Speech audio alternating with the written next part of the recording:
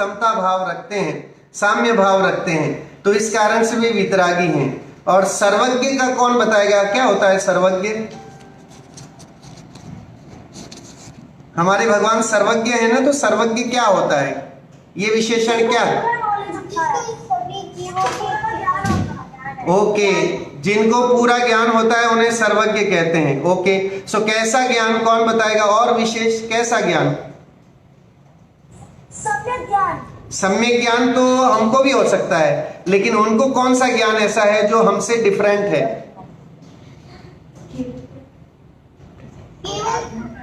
Yes, केवल ज्ञान किसने बोला? किसने बोला केवल ज्ञान? मनन जैन, वेरी नाइस, बहुत बहुत बढ़िया बेटा।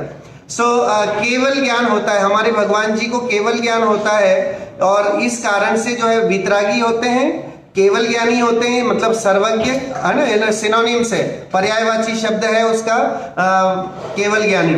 सो उन्हें केवल ज्ञान होता है, और साथ में हितोपदेशी, उनकी वाणी खिरती है, दिव्य ध्वनि खिरती है। ये तीन लक्षण होने के कारण वे वर्ल्ड के दी बेस्ट जो है गॉड है, हमारे लिए ईश्वर हैं, तो इसलिए हम उनको पूजते हैं। अब जब अगर हम जाएं तो देव दर्शन किसे कहते हैं? सो अब देखिए, देव प्लस दर्शन दो शब्दों से मिलके बना है। देव मतलब हमारे जिनेंद्र भगवान, अरिहंत, नमो अरिहंताणम बोलते हैं ना। सो जो पहला वाक्य है नमो अरिहंताणम, वही वाले अरिहंत भगवान जो है उन्हें हम देव कहते हैं। और फिर दर्शन मतलब देखना, टू सी, है ना। जब हम मंदिर के लिए जाते हैं, यहाँ भी आप अजमान जाते होंगे और पाटनी अंकल के यहाँ जाते होंगे, तो आप क्या करते हैं? देव दर्शन करते हैं। वहां पर देवादिदेव आदिनाथ भगवान विराजमान हैं, और अजमान में देवादिदेव नेमिनाथ भगवान मूल नायक में है, और बाकी 4 भगवान और हैं वहां पर। सो टोटल 5 भगवान हैं। तो जब आप वहां मंदिर जी में जाते होंगे, भारत में भी जब आप जाते होंगे, तो मंदिरों में आप जाकर के और वहां पर अरहंतों की प्रतिमा देखते होंगे। जो प्रतिमा जी होती है वो कौन से भगवान की होती है? अरहंत की होती है या सिद्ध की होती है? कौन बताएगा? अरिहंत की। सो अरिहंत भगवान की जो है वो सारी प्रतिमा बोलते हैं उनको, हम है ना, हम मूर्ति नहीं बोलते हैं उनको, हम प्रतिमा बोलते हैं, श्री जी बोलते हैं। अगर आप सम्मान देना है तो हम क्या बोलते हैं? श्री जी। श्री लक्ष्मी के लिए होता है, जी हम सम्मान के लिए यूज करते हैं। तो लक्ष्मी के पति हैं, मतलब लक्ष्मी कैसी? तो उनके पास 4 तरह की लक्ष्मी होती है, अनंत ज्ञान, अनंत दर्शन, अनंत सुख और अनंत वीर्य। ऐसे 4 गुण, 4 क्वालिटीज जो है वो हमारे अरहंत भगवान को होते हैं। इसके कारण उनको श्री जी भी बोलते हैं। जब भी अगर आप मंदिर जी जाएं तो आप श्री जी से बोलेंगे, ये देखिए सामने ये श्री जी हैं। अच्छा, आप में से कोई बताएगा भगवान को, हाउ यू आइडेंटिफाई भगवान को आइडेंटिफाई कैसे करते हो आप? हाँ, केवल ज्ञान होता है। नहीं, my question is how you identify. आप आइडेंटिफाई कैसे करते हो कि ये महावीर भगवान है, ये आदिनाथ भगवान है? भगवान को नहीं, तीर्थंकर को ही पहचान सकते हैं। ओके, बहुत बढ़िया।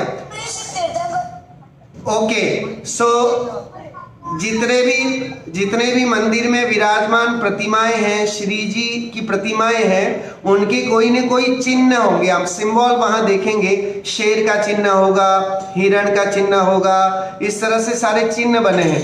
और हमारे 24 तीर्थंकर जो हैं, है ना, आदिनाथ प्रभु से लेकर के महावीर स्वामी तक, उन सब की एक एक चिन्ह है। So then you can able to identify each and every god कि कौन से गॉड आप की पूजा कर रहे हैं। तो उन गॉड्स के 24 तीर्थंकरों के चिन्ह के बारे में भी हम बाद में पढ़ेंगे, बाद में देखेंगे, लेकिन you should know about this, उनके बारे में भी आपको पता होना चाहिए। अभी हम बात कर रहे हैं, जब हम मंदिर जी में जाते हैं, हम अरहंत भगवान की प्रतिमा जी श्री जी को देखते हैं, और अरहंत प्रतिमा को देख करके, उनके चिन्ह को देख करके हम आइडेंटिफाई कर लेते हैं कि ये महावीर स्वामी की प्रतिमा है या ये आदिनाथ भगवान की प्रतिमा है। सो उनको देखने जाना, उनको निहारना, उनको निरखना, इसका नाम है देव दर्शन। और हमें कैसे देखना चाहिए भगवान को? मंदिर में गए और अगर आंखें बंद करके खड़े हो जाएंगे तो भगवान के दर्शन करना सही है या गलत? हाँ, इसलिए देखिए, जब हम मंदिर में जाएंगे तो हमें क्या करना है? अपनी आंखें खोल के रखना है। भगवान की उस सौम्य मुद्रा को, शांत मुद्रा को निहारना है। और जब हम उनको निहारते रहेंगे तो उनके जैसे बनने की अंतर में भावना आएगी कि जैसे भगवान शांत हैं, उनको गुस्सा नहीं आ रहा है, बड़े शांत चित्त होकर के सौम्य मुद्रा धारण करके और बैठे हैं, तो उन्हें देखो कितना आनंद मिल रहा है, कितनी शांति है उनके पास। तो जब हम भगवान की मतलब मंदिर जी में जाएं तो भगवान के उस रूप को आंखें खोल करके निहारें, उनको हम देखें। आपको पता है सौधर्म इंद्र जो होता है, जब नमो का भगवान जी का जन्म होता है और जन्म होकर के सबसे पहले सची इंद्राणी, सौधर्म इंद्र की जो पत्नी होती है उसका नाम सची इंद्राणी होता है। और वो सची इंद्राणी उस बालक तीर्थंकर को, जो हमारे 24 तीर्थंकर हैं, जब जन्म लेते हैं तो छोटे से हम जैसे ही होते हैं, तो उनको उठा करके माँ के वहां से उठा करके पालने से और सौधर्म इंद्र को देती है। तो सौधर्म इंद्र तीर्थंकर की इतनी सुंदरता को देख करके दो आंखों से देख ही नहीं पाते, तो वो क्या करते हैं 1008 आंखें बना करके और भगवान के उस सौंदर्य को देखते हैं। भगवान तो उस समय नहीं होते हैं, उस समय तीर्थंकर बालक कहलाते हैं। सो उस समय तीर्थंकर बालक की सुंदरता को देखने के लिए सौधर्म इंद्र जो है कितनी आंखें करता है, कितनी आंखें बनाता है? 1008। यस, 1008 आंखें बना करके भगवान की सुंदरता को निहारते हैं, देखते हैं। तो हम अगर जाएं, दो आंख लेके हम मंदिर में जाते हैं, तो हमें दो आंखें खोल के रखना चाहिए या बंद कर देना चाहिए? सो हमें दोनों आंखें खुली रख करके और फिर जो है भगवान के रूप की ओर ही ध्यान रखना चाहिए। मंदिर में और बाह्य कौन आ रहा है, कौन जा रहा है, उससे हमें कोई मतलब नहीं होना चाहिए। हमें मतलब है भगवान जी से। जैसे ही हम अंदर जाएंगे तो हम सीधे और भगवान जी से ही हमारा कांटेक्ट होना चाहिए। सो जिनेंद्र प्रभु को देखना, उनको अच्छे से निहारना, निरखना, इसका नाम जो है वो क्या हो गया? देव दर्शन। उसे हम बोलते हैं देव दर्शन। आज हम समझेंगे देव दर्शन की विधि क्या होती है, किस तरह से हमें मंदिर जी में जा करके और देव आदिनाथ प्रभु की या महावीर स्वामी की कैसे वंदना करनी चाहिए, वो हम देखेंगे। सबसे पहले हम क्या करेंगे, अगर देव दर्शन करना है तो हमें क्या करना पड़ेगा? घर पर क्या क्या छोड़ के जाएं, हम क्या क्या चीजें हम मंदिर जी में ले जा सकते हैं? मोबाइल फोन और चमड़े की बेल्ट ले जा सकते हैं? नहीं। और चप्पल पहन के अंदर जा सकते हैं मंदिर में? नहीं। यस। सो सबसे पहली शर्त, अगर हम मंदिर जी जाते हैं तो मंदिर जी में जाने से पहले अगर हमने चमड़े की बनी हुई कोई भी वस्तु पहनी है तो पहली बात, हाँ, उसे निकालना है। पहली बात तो नियम ही ये लेना है कि हम चमड़े की बेल्ट प्रयोग में ही नहीं लें। We should not use the leather belt या लेदर जो भी कुछ भी, हमें चमड़े से बनी हुई वस्तु नहीं यूज करना है। उसका कारण ये है कि जो चमड़ा बेल्ट के लिए बनता है, पर्स के लिए बनता है और आपके वैलेट के लिए बनता है, वो जो है जीवों को, मतलब जीवित जीवों को, है ना, जीवित जीवों को उस पर गर्म पानी उबाला जाता है और वो गर्म पानी से उस स्किन को सॉफ्ट किया जाता है और फिर मशीनों के द्वारा उनको काटा जाता है और फिर इस तरह से वो पूरी खाल खींच ली जाती है उन जानवरों की, चाहे वो गाय भैंस जो भी जानवर है जिनका लेदर यूज में लेते हैं। सो इस तरह से उन जीवों का घात करके उनकी चमड़ी खींच करके और फिर ये चमड़े की वस्तुएं बनती हैं। और चमड़े की वस्तु अगर हम अपने उपयोग के लिए, हमारे लाभ के लिए हम किसी जीव को सता करके उसकी खाल खींच करके, क्या इन वस्तुओं का उपयोग करना उचित है? नहीं। सो इसलिए हमें क्या करना है? पहली बात, चमड़े से बनी हुई कोई भी वस्तु का उपयोग ही नहीं करना है। जब हम उपयोग नहीं करेंगे उसकी जो है खपत इतनी होगी नहीं, है ना, डिमांड नहीं होगी, और जब डिमांड नहीं होगी तो उतने कारखाने नहीं बनेंगे और उससे क्या होगा कि जो है प्रोडक्शन कम होगा और उतने जीव कम मरेंगे। तो हमारे निमित्त से अगर हम चमड़े की बेल्ट का त्याग करते हैं, चमड़े की बनी हुई किसी भी वस्तु का त्याग करते हैं, तो उतने जीवों की हिंसा बच जाएगी और इसका पुण्य हमें लगेगा। तो इस तरह से जब भी मंदिर जी में जाएं तो चमड़े की वस्तु पहनना ही नहीं है। अगर कोई पहन रहा है अभी भी नियम नहीं लिया है तो जो है आज ही वैसे तो नियम लें कि हम जो है चमड़े की बनी हुई कोई भी वस्तु का घर में प्रयोग नहीं करेंगे। इवन की रिंग्स भी कई बार जो है उसमें भी चमड़ा लगा हुआ होता है। थोड़ा सा भी चमड़ा अगर हम टच करते हैं तो नहाने की जरूरत पड़ती है। हमारे घर में जब कभी किसी की डेथ हो जाती है तो हम क्या करते हैं उस डेड बॉडी का, बताइए क्या करते हैं डेड बॉडी का? हम उसको जला देते हैं। क्यों जला देते हैं? जला देते हैं क्यों जलाते हैं? क्योंकि उसमें जीव पड़ने लगता है। उसमें जीव पड़ने लगते हैं। और अगर किसी गाय का चमड़ा जो है वो हमारे घर में होगा तो उसमें जीव नहीं पड़ेंगे? पड़ेंगे। तो इसलिए हमें उसको यूज नहीं करना है। आप देखिए अगर चमड़ा है और उस चमड़े में त्रस जीव, 2 इंद्रिय से लेके आगे के जीव जो हैं 2-3 इंद्रिय जीव जो उसमें हो जाते हैं, और अगर पानी का संयोग होता है तो और ज्यादा जीव उस चमड़े में प्रति समय उत्पन्न होते रहते हैं।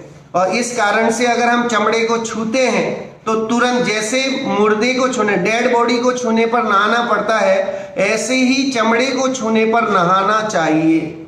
और खासकर मंदिर में जाते वक्त तो जो है चमड़े की बनी हुई कोई भी वस्तु टच नहीं करना है। ये हमें विशेष रूप से ध्यान रखना है, अदरवाइज नहाना पड़ेगा।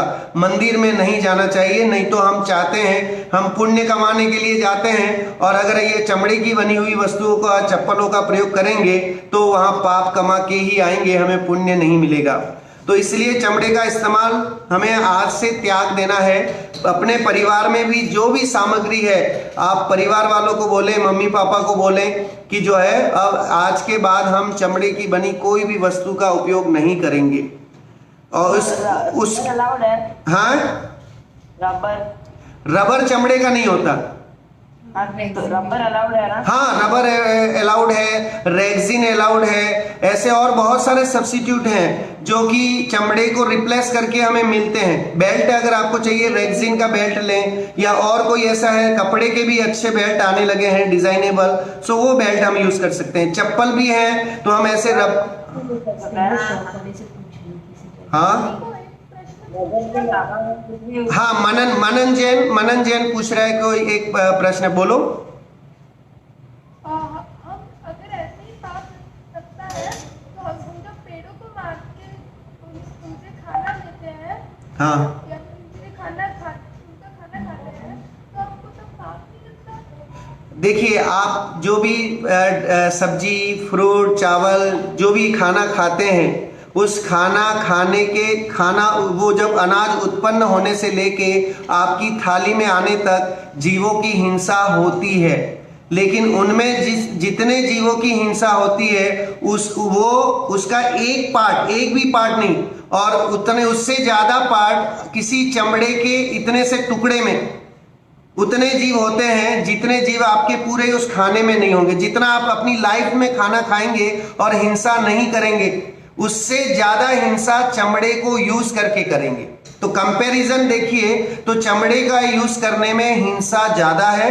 और हमारे खाने, क्योंकि हम जीवन जीने बिना पानी पिए रह नहीं सकते, तो जल का एक जीवों की हिंसा हो रही है। बिना वायु है ना, ऑक्सीजन लिए रह नहीं सकते, तो वायु का एक जीवों की हिंसा हो रही है। चले बिना रह नहीं सकते, पृथ्वी का एक जीवों की हिंसा हो रही है। ये जितनी भी हिंसा हो उसको एक जगह रखो और चमड़े की बनी हुई कोई एक छोटी सी वस्तु को लाओ, तो उसके एक पार्ट में जितनी हिंसा होगी उससे मतलब उसकी 1000वीं गुनी भी आप मानो तो भी कम है, उतनी हिंसा हम पूरी लाइफ में नहीं करेंगे ये सब खा के।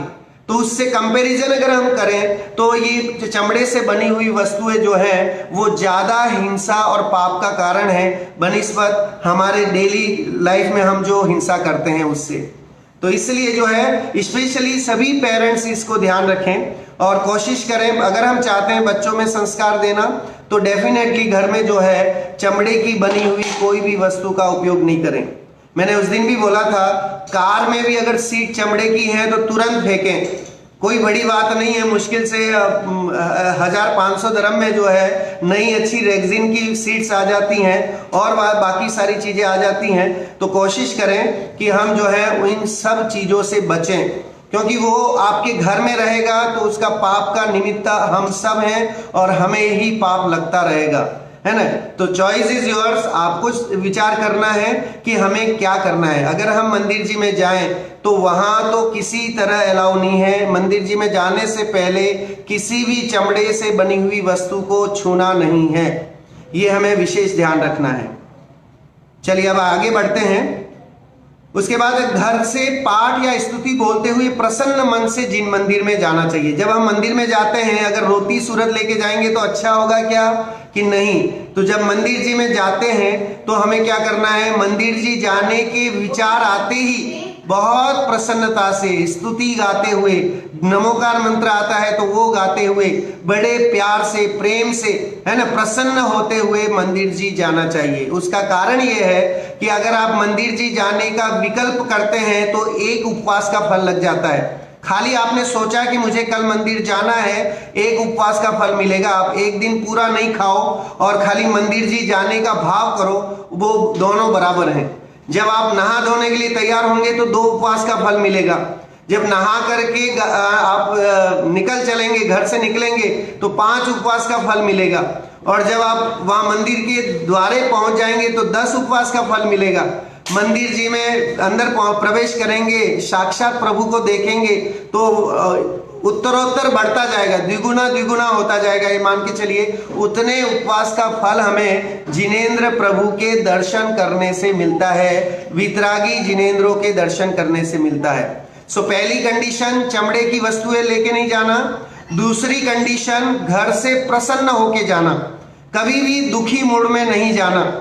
जिन मंदिर के बाहर साइड में जूते चप्पल और मोजे उतारना है। कई बार लोग क्या करते हैं, मोजे पहन के जाते हैं और मोजे पहने ही रहते हैं। सो मोजे भी जो है वो अशुद्ध होते हैं, मंदिर की पवित्रता को खंडित करते हैं।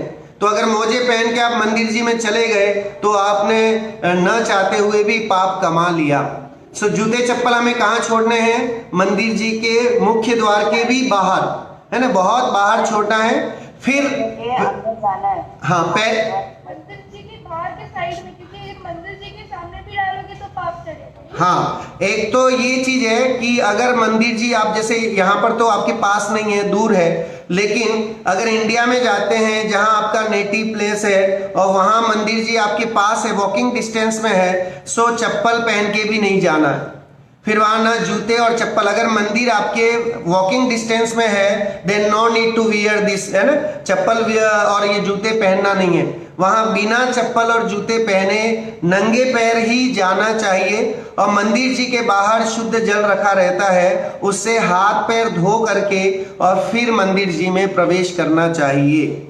ठीक है, और वहां पर स्वच्छ छने हुए जल से हाथ पैर धोने चाहिए, ये भी ध्यान रखें। मंदिर जी के बाहर जो है वो वहां कई बार थैली लगी हुई रहती है और छना हुआ जल भी रखा रहता है, तो उससे अपना हाथ पैर धोएं और फिर मंदिर जी में हमें प्रवेश करना चाहिए। सो इन चीजों को हमें बहुत, है ना, ध्यान रखना है। अब मंदिर जी में तो पहुंच गए, फिर हमें क्या करें? तो मंदिर के मुख्य द्वार में पहुंचने से पहले 3 बार निस्सही निस्सही निस्सही बोलते हुए मंदिर जी में प्रवेश करना चाहिए। Anybody know what is the meaning of निस्सही?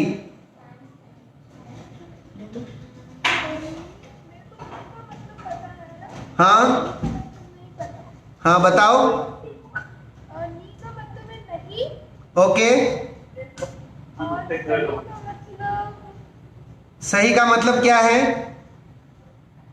चलिए, विशुद्धि बताना चाह रही है, विशुद्धि बता रही है आपको। हाँ बोलो। सारे सांसारिक और पारिवारिक कार्यों का निषेध करना, इसका अर्थ है निश्चयी। हाँ, बहुत बढ़िया। सो सारे सांसारिक और पारिवारिक जो भी काम है उन सबको भूल जाना। मंदिर जी के गेट में पहुंचने पर सारी चीजें भूल जाना कि होमवर्क क्या मिला है, घर पे क्या करना है, सब कुछ भूल जाना और सिर्फ मंदिर जी के बारे में विचार करना, श्री जी के बारे में विचार करना। इसका नाम है निस्सही निस्सही निस्सही। मतलब हम भगवान जी से प्रॉमिस करते हैं कि हम जब तक आपके पास रहेंगे हम ना व्हाट्सएप देखेंगे, ना मोबाइल पे बात करेंगे, ना कहीं इधर उधर देखेंगे, और सिर्फ हे श्री जी, हे भगवान, हम आपको ही निहारेंगे, आपको ही देखेंगे। क्लियर? सो निस्सही का अर्थ है जो है सभी सांस, आप इसको नोट डाउन कर लें। निस्सही का अर्थ है सर्व सांसारिक कार्यों का निषेध, सभी सांसारिक कामों का त्याग। कि अब मंदिर जी में आ गए हैं तो घर के कोई कामों का विकल्प नहीं, कोई टेंशन नहीं, घर के बारे में सोचना ही नहीं, मम्मी पापा के बारे में नहीं सोचना, किसी के बारे में नहीं सोचना, सिर्फ जो है वितरागी भगवान के बारे में सोचना। ये हम नियम लेते हैं। क्लियर? चलिए आगे बढ़ते हैं। फिर भगवान की वेदी के सामने हम पहुंचते हैं। जब मेन गेट से अंदर गए तो क्या करते हैं, भगवान की वेदी होती है और वेदी में भगवान जी विराजमान होते हैं। तो वहां जाकर के हमें क्या बोलना है? सबसे पहले बोलना है ओम जय जय जय 3 बार, नमोस्तु नमोस्तु नमोस्तु, ये बात कहनी है। कोई बताएगा नमोस्तु, what is the meaning of नमोस्तु? यस, नमन करना। हाँ, या नमोस्तु शब्द जो है नमः तु, हाँ संस्कृत, यस संस्कृत शब्द है नमः तु, मतलब हे भगवान आपको नमस्कार हो। जय जय जय बोला, फिर नमस्कार हो नमस्कार हो नमस्कार हो। फिर हमें नमोकार मंत्र बोलना है। शुद्ध नमोकार मंत्र बोलने की विधि यही है, नमो अरिहंताणम, नमो सिद्धाणम, नमो आयरीयाणम, नमो वज्रायाणम, नमो लोए सवसाउणम। ये आर्या छंद कहलाता है और नमोकार मंत्र शुद्ध बोलने का this is the correct way. इसको इसी तरह से बोलना है, नमो हरिहंताणम एक बार बोलेंगे, नमो सिद्धाणम, नमो आयर्याणम एक साथ बोलेंगे, फिर नमो वज्रायणम और नमो लोए सवसावणम अलग अलग बोलेंगे। इस तरह से जो है 4 स्ट्रेंजा में 4 पार्ट में हम जो है नमोकार मंत्र के 5 पद बोलेंगे। ठीक है, फिर हमें जो है चत्तारी मंगल पाठ बोलते हुए अष्टांग नमस्कार करना है। अब ये अष्टांग नमस्कार क्या है? चत्तारी मंगल पाठ पता है? हाँ, चत्तारी मंगल पाठ पता है। ओके, 4 मंगल होते हैं। 4 मंगल होते हैं मंगल होता है और 4 शरण होते हैं और 4 उत्तम होते हैं। तो चत्तारी मंगल कहने से मतलब 4 मंगल, 4 शरण, 4 उत्तम, इन तीनों को, इसका भी एक अपन अलग से क्लास लेंगे जब शिविर चलाएंगे उस समय। चत्तारी मंगल पाठ बोलते हुए अष्टांग नमस्कार करना है।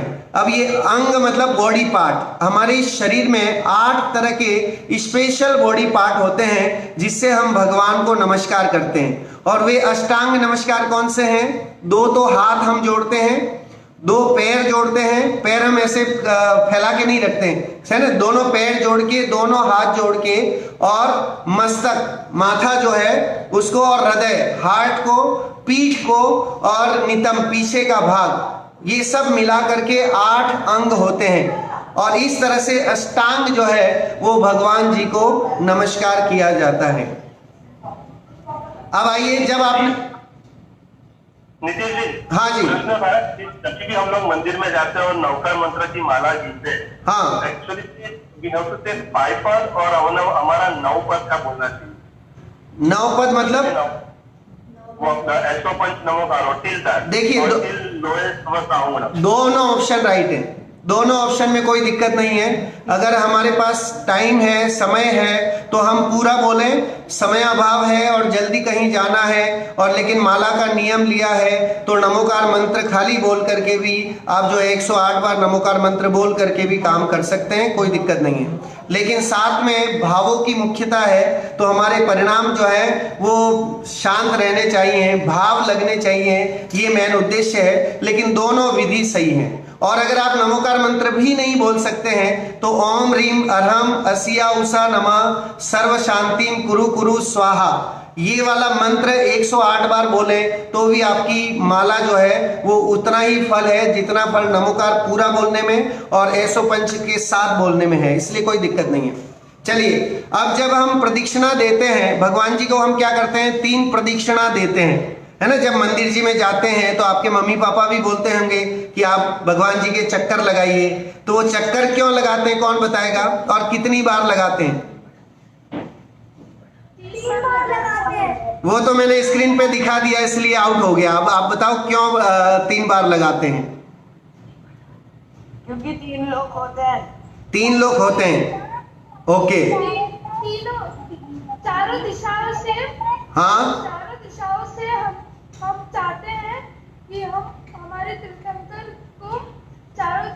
से नमस्तु कर पाए ओके और साथ में हम उनकी चारों तरफ से प्रतिक्रिया लेना चाहते हैं। हाँ। इसलिए हम तीन में क्योंकि तीन लोग हैं। चलिए ओके ओके ओके, अभी मैं आपको दिखा रहा हूं इसका राइट आंसर। राइट आंसर देखिए, चित्त को एकाग्र करके स्तुति पढ़ते हुए 3 बार प्रदक्षिणा देनी चाहिए, पहली बात तो ठीक है।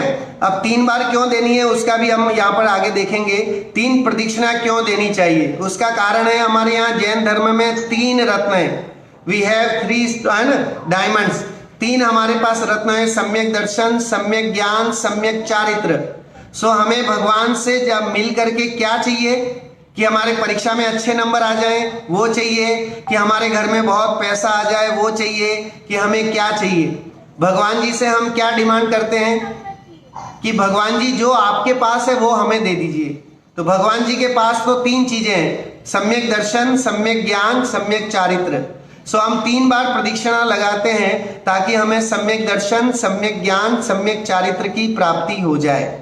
फिर भगवान को सर्व ओर से निहारने के लिए, अब क्या होता है कई बार कि हम भगवान को एक साइड, एक एंगल से देख पाते हैं लेकिन दोनों दिशाओं से नहीं देख पाते हैं। तो इसलिए भगवान को सर्वांग देखने के लिए भी हम जो है वो प्रदक्षिणा लगाते हैं। और तीसरा मनन ने जो कहा वो भी एकदम सही है कि 4 दिशाएं होती हैं। तो जब हम प्रदक्षिणा लगाते हैं तो 4 दिशाओं में जितने भी अकृत्रिम जिन चैत्यालय हैं उनका अप्रत्यक्ष नमन भी हो जाता है। साक्षात नमन तो हम भगवान के सामने कर ही रहे हैं, आदिनाथ भगवान के सामने, नेमिनाथ भगवान के सामने, लेकिन और है ना लोक में जहां चारों दिशाओं में जितने भी अकृत्रिम जिन चैत्यालय हैं उनको भी इनडायरेक्ट वे में हम हर एक दिशा में खड़े होकर के नमस्कार करते हैं, नमोस्तु बोलते हैं। तो उससे इनडायरेक्ट वे में चारों दिशाओं में स्थित अकृत्रिम जिन चैत्यालयों के भी दर्शन कर लेते हैं। अब चूंकि हमें जो है अभी तो लॉकडाउन का टाइम है, हम मंदिर जी भी नहीं जा पा रहे हैं, तो हमें क्या करना चाहिए, कोई बताएगा? सुबह उठ के क्या करना चाहिए अगर हम मंदिर जी नहीं जा पा रहे हैं? बोलना चाहिए।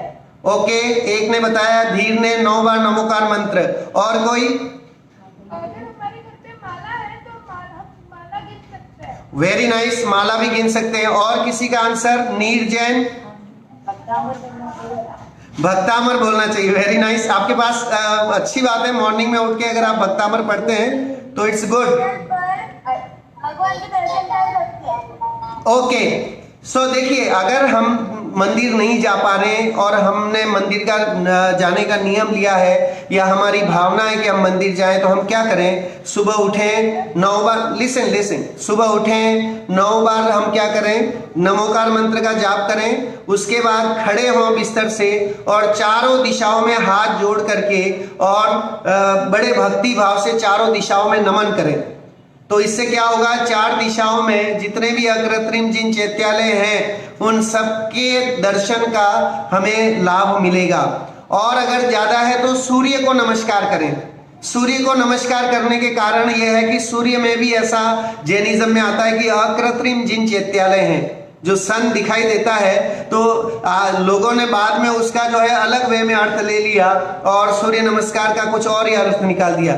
लेकिन एक्चुअल में हम जैन लोग जो है सूर्य नमस्कार क्यों करते हैं? क्योंकि हमारे भगवान जी सूर्य में विराजमान है, वहां अकृत्रिम जिन चैत्यालय हैं। तो इसलिए अगर हम प्रत्यक्ष में नहीं जा पा रहे हैं तो सुबह उठ करके सूरज को देख करके और उनको भी नमस्कार करके 9 बार बोले, 9 बार नमोकार मंत्र का जाप करके हम मंदिर जी नहीं जाने की पूर्ति कर सकते हैं। लेकिन इसका मतलब ये नहीं है कि जब लॉकडाउन खुल जाएगा तो भी कहेंगे पंडित जी ने ये बताया था कि सूरज को देख लो तो मंदिर जाने की जरूरत नहीं है।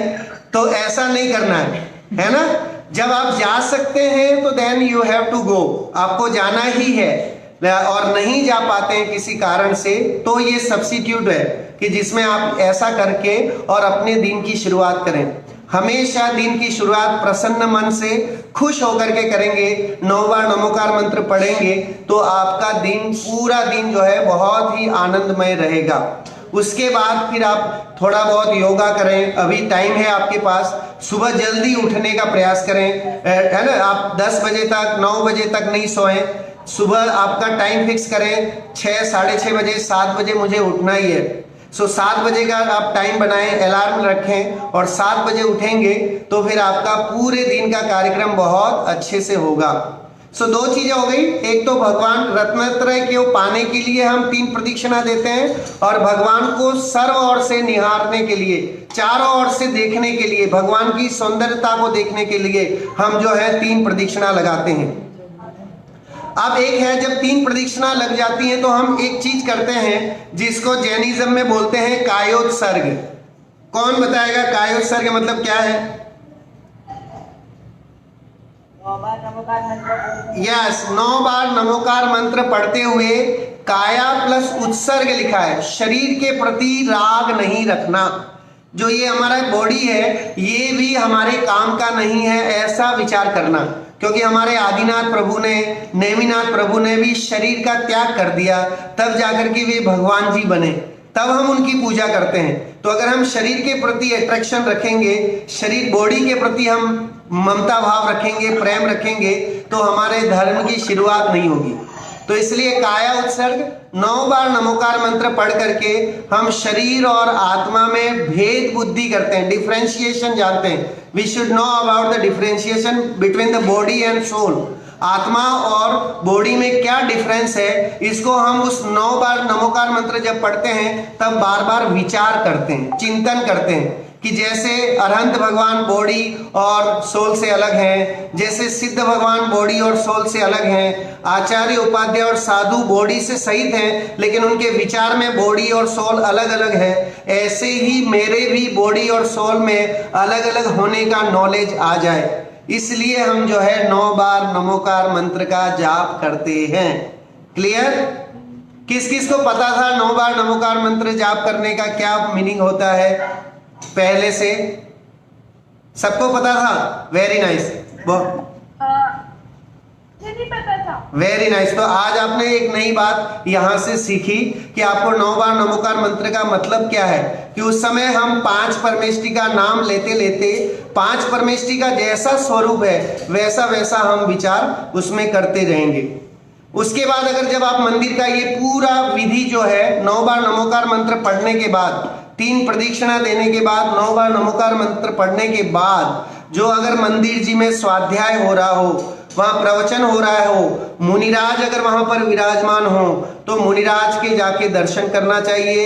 अगर उनका स्वाध्याय प्रवचन हो रहा हो तो प्रवचन सुनने के लिए थोड़ा सा टाइम निकालना चाहिए। और अगर कुछ भी नहीं हो रहा हो तो अगर टाइम है तो कोई भी एक बुक लेकर के, जैन बुक लेकर के जो आपको समझ में आती है वो उठाएं और उठा करके उसका 1-2 पृष्ठ जो है वो पढ़ें और फिर शांत मन से उस जिनवाणी को यथास्थान रख करके वहां पर भी वंदना करके जिनवाणी की जय जयकार लगाते हुए, बोलते हुए, भगवान की जय जय बोलते हुए, भगवान को बिना पीठ दिखाए, पीठ नहीं दिखाना, अपना बैक साइड नहीं दिखाना, और सीधे सीधे ही नमन करते हुए पीछे की ओर जो है रिवर्स में आ जाए और मुख्य द्वार तक आकर के फिर अपनी पीठ सीधी करके और फिर आप निकल जाएं। इस तरह से जो है मंदिर जाने का एक सही तरीका है। सो कम से कम, हाँ एक चीज और मैं भूल गया, और वो है गंधोदक भी रखा रहता है मंदिर जी में। अच्छा, गंधोदक किस लिए रखा रहता है? एक जो पानी, दो पानी रखे रहते हैं वहां पर कटोरे में या कटोरियों में सजा करके, क्यों? मैं बताऊं? हाँ बताओ। एक जल होता है जिससे हमको हाथ और या फिर उंगलियां साफ करनी होती है। ओके। और दूसरे में गंधोदक होता है। ओके। जिसमें हमको उंगलियां डालकर हमारे नाक के ऊपर जो पार्ट होता है, हमारे सिर, हमारी आंखें और हमारे कान पर थोड़ा थोड़ा लगाना चाहिए। ओके। और गंधोदक लगाते टाइम हमें निर्मलम निर्मलीकरण पवित्रम पापनाशनम जिन गंधोदकम वंदे अष्टकर्म विनाशनम बोलना चाहिए। Very nice, very nice. So देखिए, एक तो पहले तो गंधोदक सिर्फ मस्तक पर लगाना चाहिए। यस यस है ना। सो मैं अभी आप सुनिए, अब मैंने आपके आंसर सुन लिए, इसमें कुछ आंसर बहुत राइट हैं, आप सब बच्चों को बहुत अच्छे से आता है। कुछ आंसर है जो यू शुड करेक्ट इट, उसको आपको करेक्ट करना है। और वो करेक्ट क्या करना है? जो गंधोदक जी है वो गंधोदक क्या है? तो भगवान जी के प्रक्षाल और अभिषेक से आया हुआ जल है। और वो जल भगवान जी के शरीर को स्पर्श करके आया है, तो बहुत पवित्र जल है वो। और वो जल जो है कोई एंटीसेप्टिक क्रीम या सॉल्यूशन नहीं है, वो क्या है कि वो बहुत पवित्र जल है। तो हमें क्या करना चाहिए, वहां पर दो जल की कटोरियां रहती हैं, एक सादा जल लिखा रहेगा और एक गंधोदक लिखा रहेगा। तो सबसे पहले अगर आपको गंधोदक लेना है तो अपनी दो हाथ की दो उंगलियां, सीधे हाथ की दो उंगलियां सादे जल में डुबोएंगे और फिर उसको निकाल करके गंधोदक में डुबोएंगे। गंधोदक में भी ऐसे डुबोएं कि आपकी उस उंगलियों में ज्यादा पानी नहीं, मतलब गंधोदक रह नहीं जाए, और उसको निकाल के सिर्फ माथे पर यहां लगाएंगे जहां तिलक लगाते हैं, सिर्फ ये तिलक इस जगह पर आप लगाएंगे और वापस ये दो उंगलियां जो हैं उसको शुद्ध जल, जो दूसरा जल था साधारण जल, उस जल में डुबो देंगे, ताकि जो है आपके हाथ में भी वो गंधोदक नहीं लगा रहना चाहिए। क्योंकि हाथ में भी लगेगा तो आपने फिर कोई काम किया, कहीं गंदी जगह लगाया, तो भगवान की उस गंधोदक की अविनय होगी। तो ये पार्ट जो है हमारी बॉडी का सबसे उच्च पार्ट कहलाता है, सर्वोच्च स्थान। सो हम है ना शिर की ये, तो हम क्या करें, यहाँ पर जो है बस ऐसा टच कराएं और फिर हाथों की दो उंगलियों को वापस जल में डुबो दें, साधारण जल जो है नॉर्मल वाटर में, ताकि आपके इन उंगलियों में गंधोदक चिपका नहीं रहेगा, तो आपको पाप नहीं लगेगा। और अगर आपने यहां लगा लिया तो उस गंधोदक को अगर फल देना है तो पूरी बॉडी में वो आपके फल देगा। ऐसा कोई जरूरी नहीं है कि कान में लगाओ, यहाँ लगाओ, गर्दन में, यहाँ है ना, यहाँ नेक में लगाना या कहीं छिड़कना या घर में ले जाके डब्बी में भर के ले जाके सबको बांटना, ये कोई प्रसाद नहीं है बेटा, है ना। तो इसको इस तरह से हमें नहीं करना चाहिए। भगवान जी के उस गंधोदक की बहुत विनय करना चाहिए, नहीं तो हमें उसमें भी पाप लगता है। हम मंदिर जी तो जाते हैं और उसका अगर दुरुपयोग करते हैं तो बहुत ही पाप लगता है उस गंधोदक का। तो इसलिए भी हमें इस चीज को बहुत ध्यान रखना है। शीर्ष भाग में उच्च स्थान में लगाएंगे। अंकल मेरा एक क्वेश्चन है। हाँ बोलिए बेटा। अंकल हमें नमोकार मंत्र सिर्फ 9 या 108 बार ही क्यों पढ़ना चाहिए? बहुत अच्छा प्रश्न, बहुत ही अच्छा प्रश्न है। देखिए नमोकार मंत्र जो है 3 नंबर से शुरू हो जाता है। 3 संख्या जो है वो बहुवचन कहलाती है। बहुवचन मतलब प्लूरल।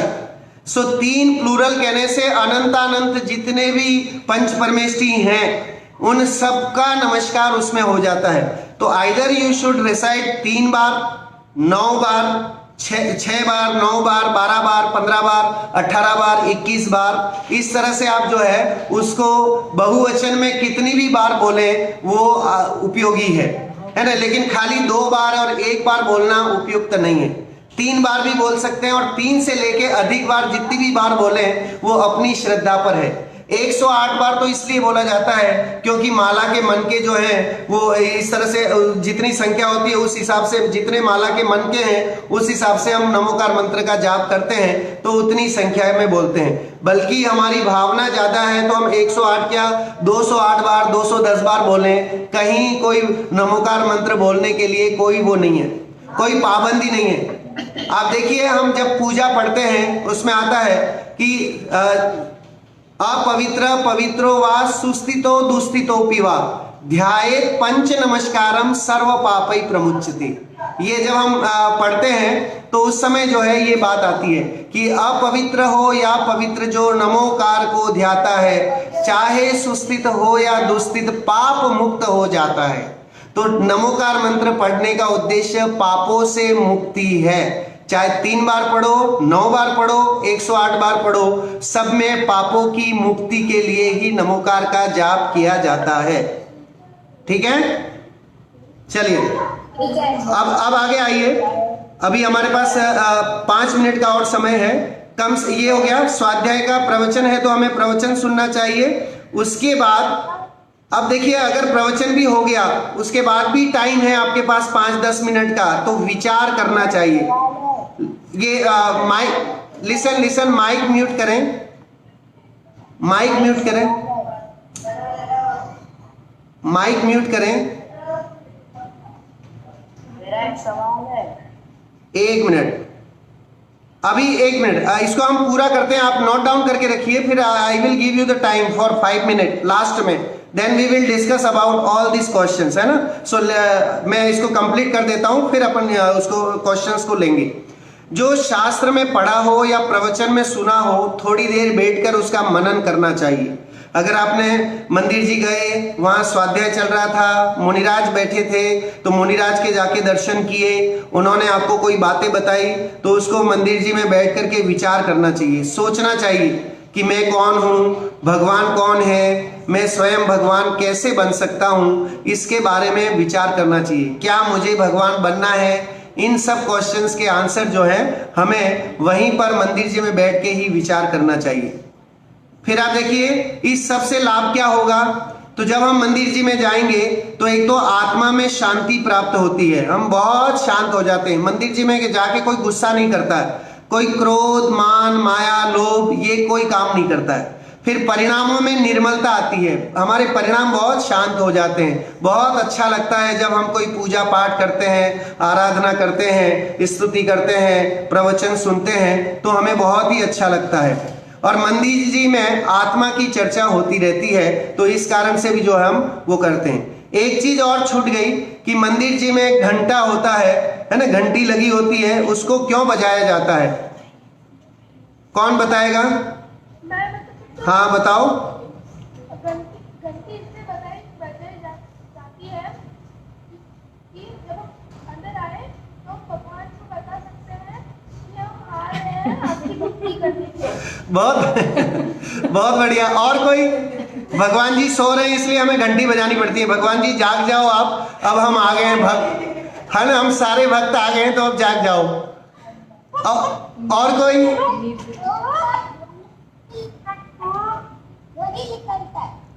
हाँ क्या? ओके, ओमकार ध्वनि निकलती है, वेरी नाइस। और कोई किसी का आंसर? धीर जैन, आपका क्या आंसर है?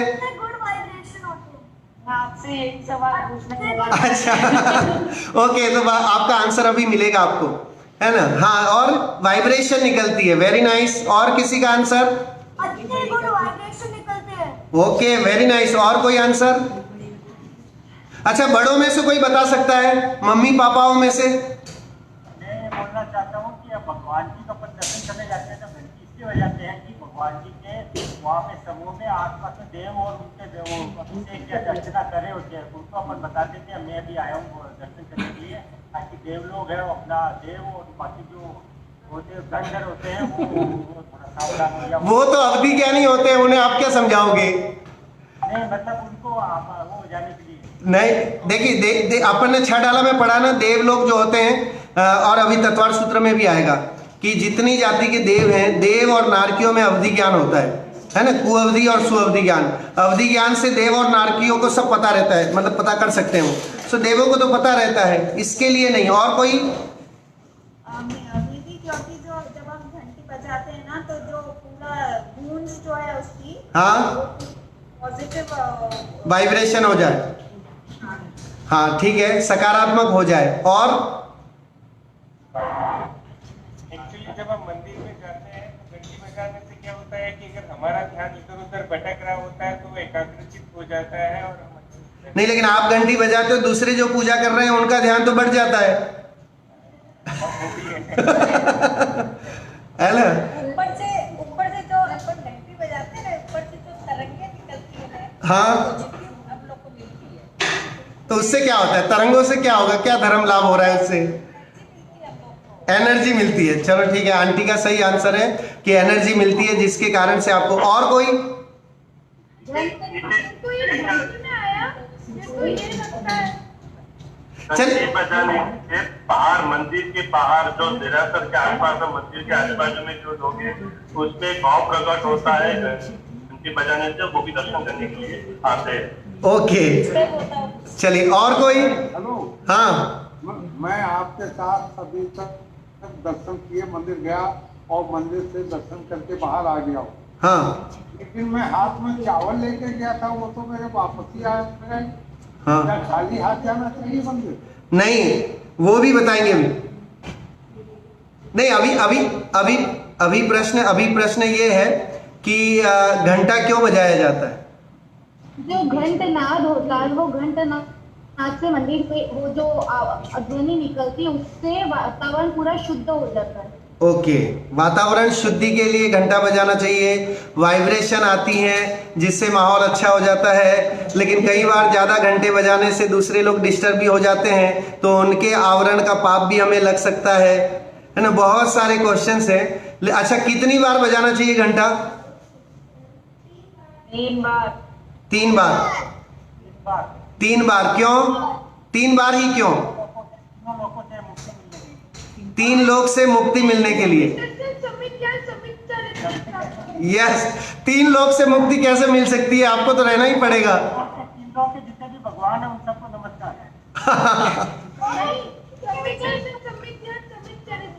चलिए, यस, मनन जैन का आंसर एकदम करेक्ट है।